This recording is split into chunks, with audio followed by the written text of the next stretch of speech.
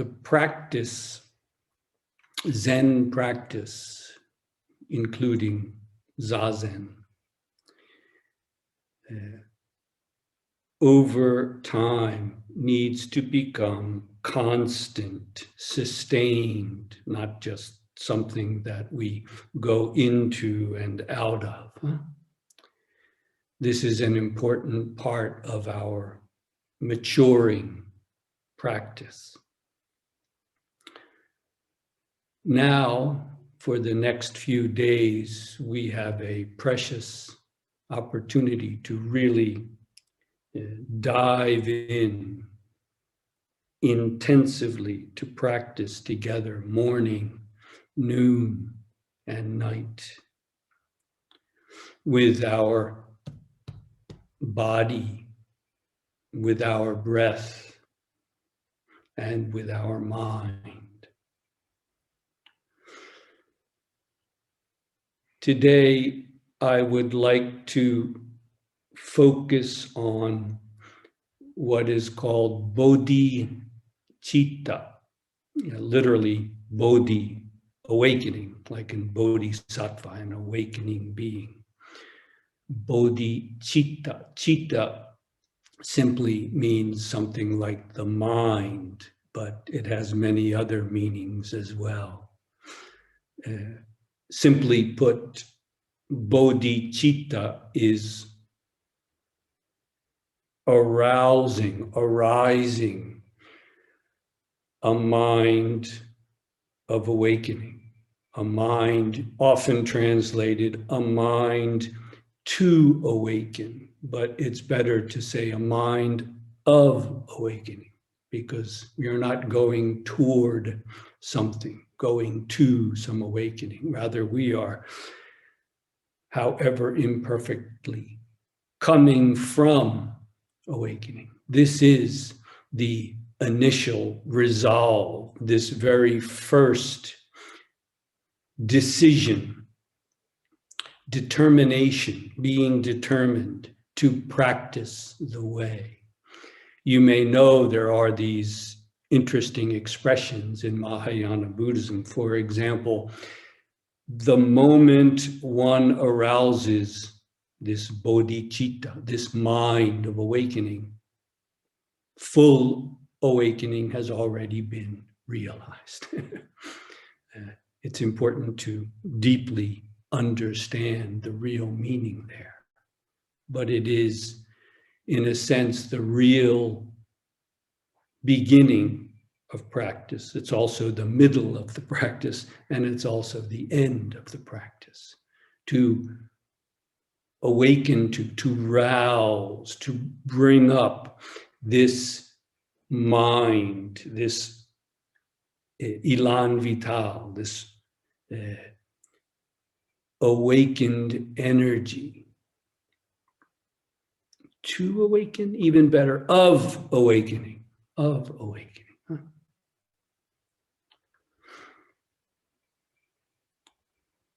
Very simply, there are two parts that we can speak of in terms of bodhicitta. One is letting go, dropping our delusions, our self-delusions.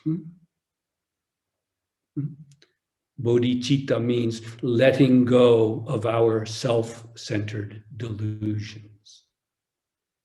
The other point is, it is also a matter of great compassion, love for all beings. It's not just about me. So these two parts are essential in rousing this mind of awakening, this bodhicitta in Sanskrit. In the beginning, naturally, we may tend towards one. I want to get rid of all of my delusions. I'm not so clear about everybody else, but I want to get rid of my delusions. But if we are practicing properly, these two become one. You realize that in order to really let go of our own delusions is love, compassion for all beings. Don't be lazy, but don't hurry either. You will see. These are two sides of the same coin, so to speak. Very simply, be open in your practice. You may have read a lot and heard a lot and thought a lot about what this awakening, this bodhicitta is. This is a good time to forget it all. Just forget it all. Pretend you never even read it or heard it or thought about it. Drop it, and don't pick it up again.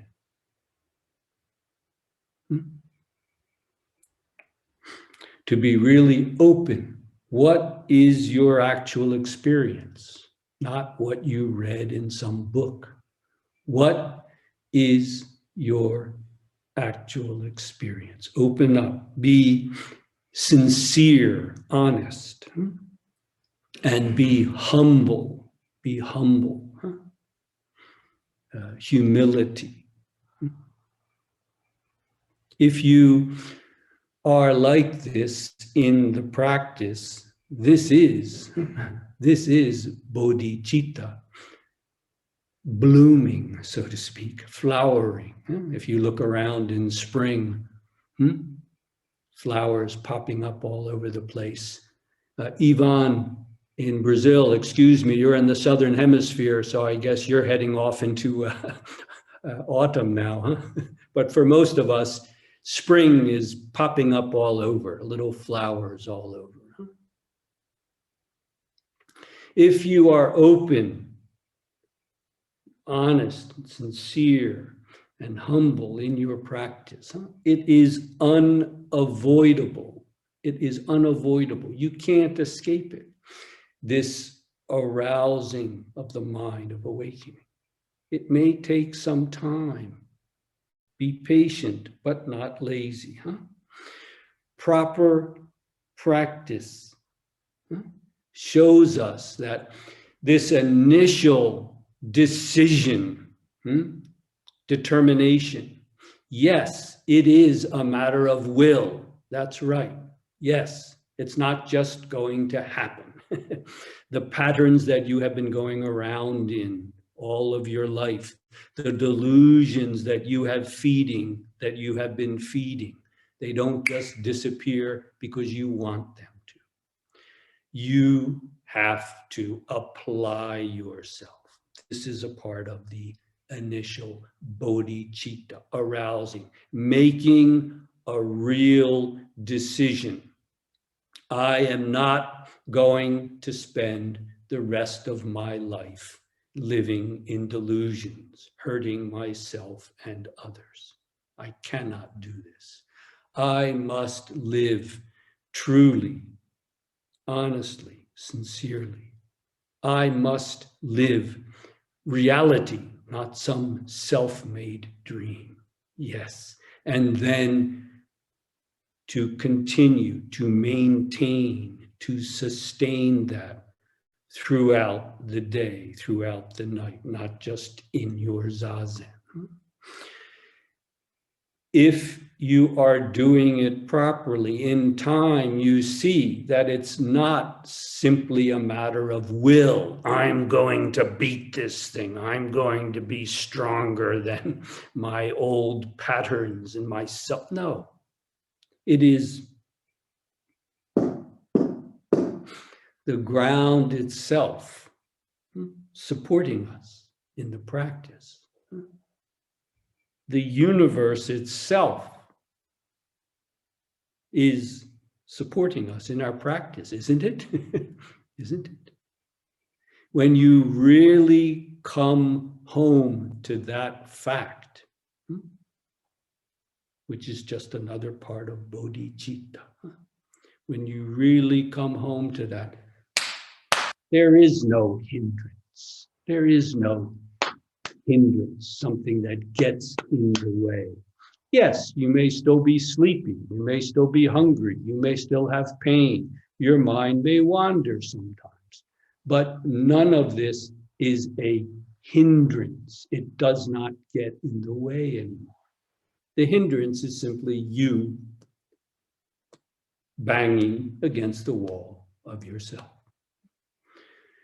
Proper practice shows us the way through, with patience, as I said, to be open, honest, sincere, and humble, and patient. Patience is another virtue. You will see in time, soon enough, what it is to practice from the ground itself, to let the ground practice you. There is no real hindrance there. Proper practice is not simply rooted, grounded in self-will. You must confirm this for yourself.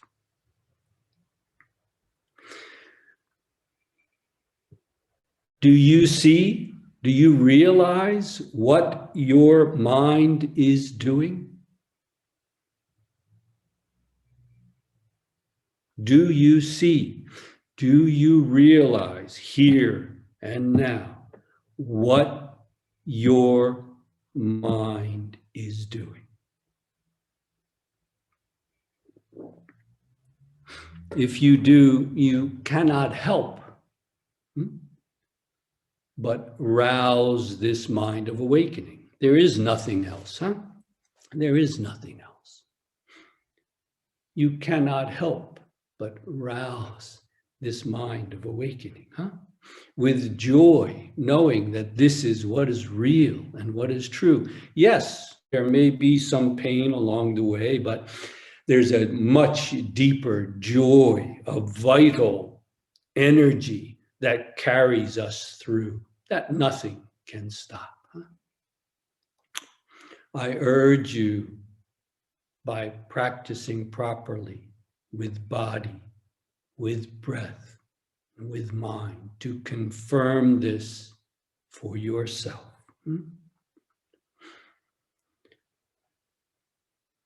40 years ago, I went to Japan to live and train in the monastery, a real Rinzai training monastery. 3 in.the.morning till 10:30, 11 at night, 50-minute, not 15, 50-minute period, 10-minute break, 50-minute period, 10-minute break. And for years, it was a matter of sitting there and often just waiting for that damn bell to ring so that I could get up, go to the bathroom, and come back and do it again. At one point, I felt maybe for the rest of my life, it's going to be like this. Maybe for the rest of my life, I am just going to struggle in pain like this. But from out of the depths of my practice came, so be it, so be it. Bernhard, would that need to be interpreted into German? So be it. So sei es. Thank you. So Somewhere out of the depths of my being, so be it. And guess what? With that, the practice became much easier. The wall that I was banging against was not there. Was not there. Please be careful, Please be careful. Just because you get to the point where the practice suddenly becomes easier, perhaps completely without effort, that is not the end of practice. That doesn't mean you're done. That is a very good place to really begin, to truly begin. but it is an important moment in the practice where we might say the self-will banging against itself suddenly opens up to its real ground, source, basis. The practice takes a turn. Yes, it's not the end, not at all. But it is a good way to practice properly and to get to the end of this. Because you see, don't you? This banging against the wall of yourself, this is the difficulty of practice. This, sitting in zazen, is the simplest thing in the world. It's not even one. This is not the difficulty. Don't make that fatal mistake, as so many have. The zazen, the practice is too difficult, too painful. No, it's not. Your mind is. Face it. Face it. That is bodhicitta. Realizing that the only hindrance is your own self. There is no other hindrance. When you see that, again, the practice takes a turn in a very good way. It can be helpful to have a stubborn guide along with you, huh? Perhaps even more stubborn than you are. However, the essential work, the real work, needs to be done by each and every one of us. It's obvious, isn't it? It's clear. No one can do this for you. Stick with it. Stick with it. With the zazen itself, with the breath itself, with a koan, if you are working on a koan. Stick with it until the very end, and then continue on from there.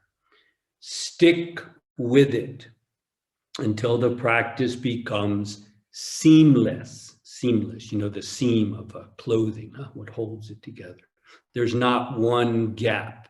It is seamless. Whether you are sitting, you get up, you eat, you go to the bathroom, you do whatever needs to be done. This is simply bodhicitta. The mind of awakening at work. And then the mind of awakening returning again to the seated posture. Not beginning the practice again, but continuing it once again in the seated posture. It comes to be constant, seamless, without a break. Again, this is not the end of practice, but it is a way of really nourishing,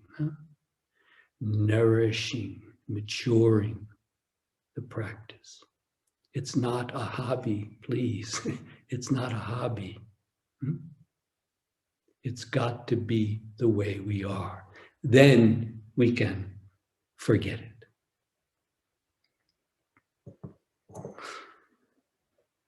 I can honestly say, love what you're doing.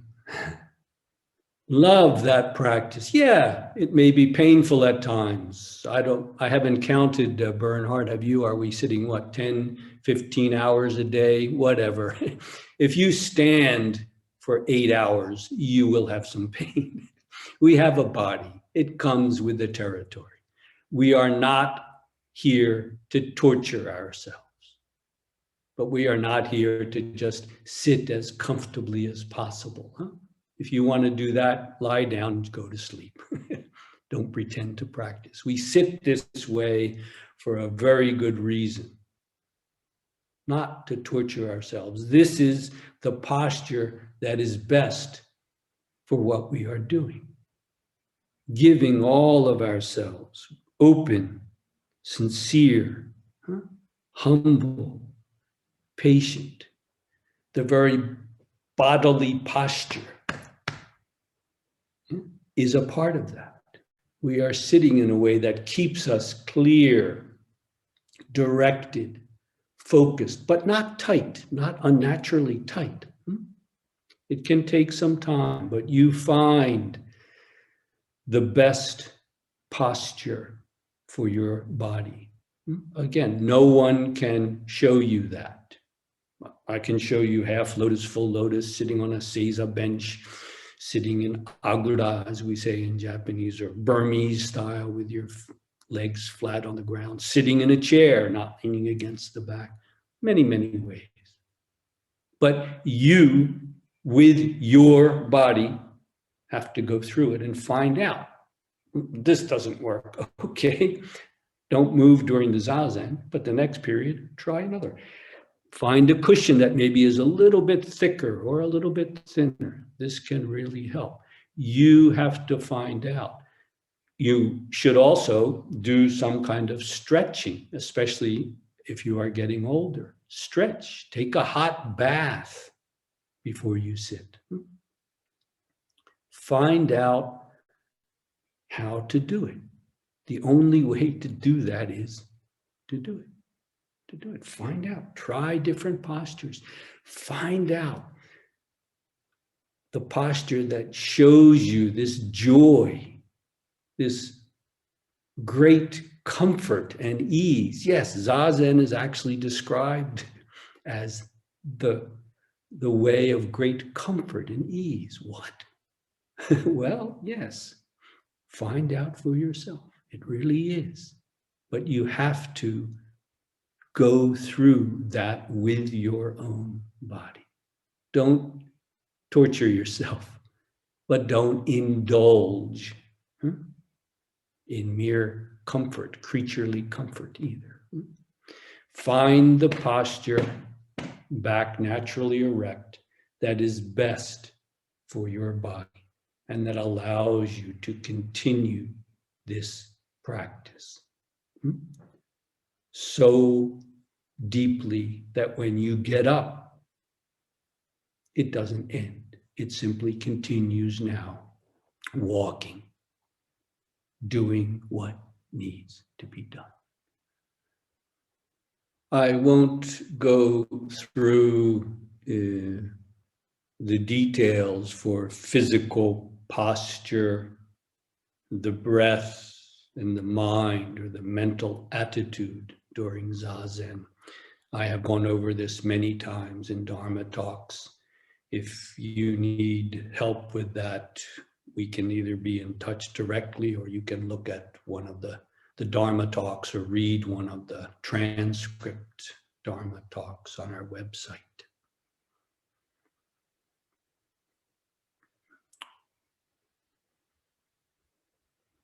What is important here and now is when you get to that point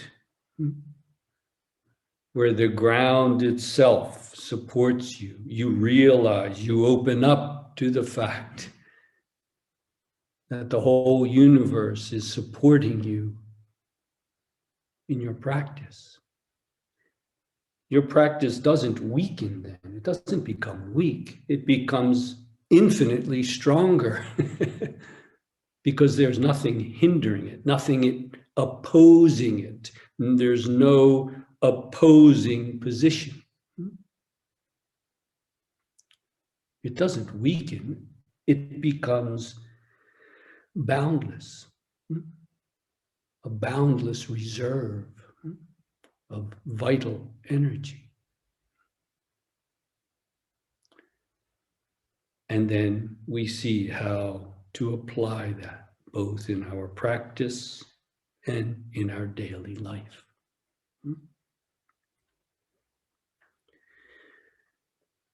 Even more practically, over the years, I believe it was about 10 years ago, I was giving Dharma talks on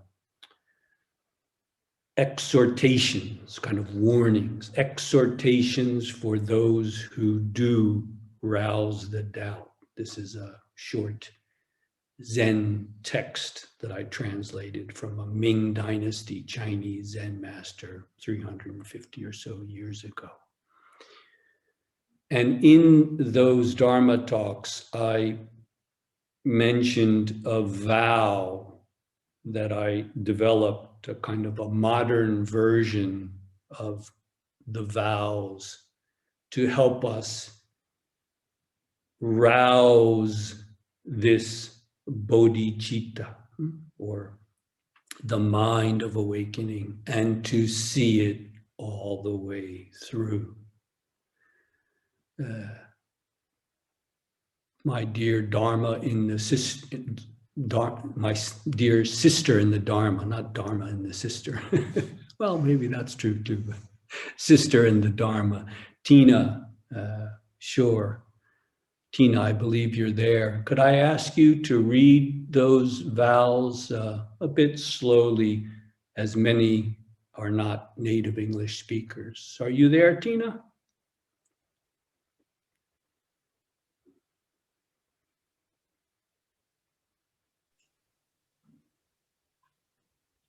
Tina, please Yes, unmute yourself.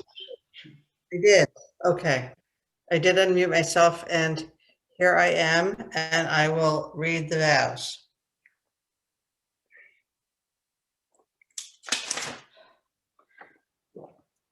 I vow here, now, and for the rest of my life to devote myself to practice.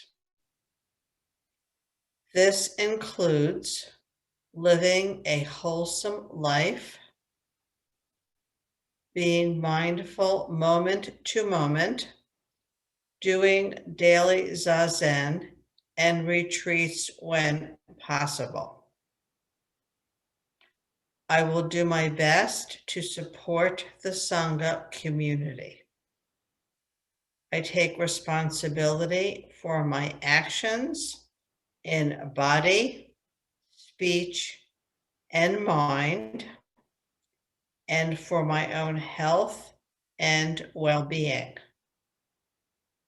I recognize there may be times when I lose heart. Thus, I vow to continue this practice in all earnestness, no matter what. Thank you, Tina. You're welcome. Anyone is interested, that is found in the Dharma talks for the exhortations for those who do rouse the doubt. 10 years ago, it's on our website someplace. If you find it helpful, as Tina has, to regularly recite it, to keep your mind in that place, so to speak, to nourish this bodhicitta. If you find it helpful, please make use of it.